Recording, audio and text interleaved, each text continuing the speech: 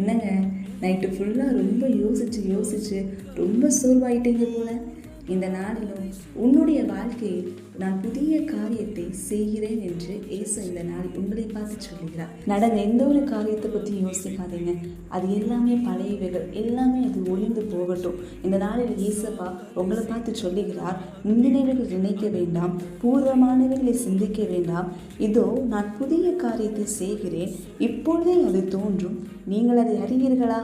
நான் வனாந்திரத்திலே வழியையும் அவாந்திர வெளியில் ஆறுகளையும் உண்டாக்குவேன் என்பதாக ஏசாயா 43 அதிகாரம் 18 மற்றும் 19 வசனத்தை கர்த்தர் இந்த நாள் நமக்கு நினைப்பூட்டுகிறார். இந்த நாளிலும் கர்த்தர் உங்களுடைய வாழ்க்கையில் அவர் புதிய காரியத்தை செய்யும்படியாக தேவன் ஆயத்தத்தோடு இருக்கிறார். அதை நீங்கள் அறிவீர்களா? நீங்கள் அறிந்தீர்கள் என்று சொன்னால் கடினமான பாதையில் அவர் உங்களுக்காக வழியை அவர் உண்டாக்குவார். கொஞ்சம் இஸ்ரவேல் ஜனங்கள் நினைத்து பாருங்க. இஸ்ரவேல் ஜனங்களை கர்த்தர் விடுதலை பண்ணின பிறகும் இந்த இஸ்ரவேல் ஜனங்கள் முந்தினவைகள் எல்லாவற்றையும் அவங்க நினைத்து பார்த்தாங்க.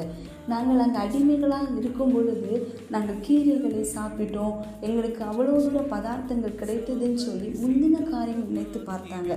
மோசைக்கு விரோதமாட்டு அவங்க எவ்வளவோ முறுமுறுத்தாங்க. ஆனாலும் கர்த்தர் அவர்களுக்கு வழியை ஆயத்தப்படுத்தவில்லையா? வனாந்திரத்தில் கர்த்தர் அவர்களுக்கு வழியை ஆயத்தப்படுத்தினார் அல்லவா? இந்த நாளிலும் கர்த்தர் உங்களுக்கும் அவர் வழியை ஆயத்தப்படுத்துகிறார். உங்களுடைய வாழ்க்கையிலும் அவர் புதிய காரியத்தை அவர் செய்யும்படியாக இருக்கிறார்.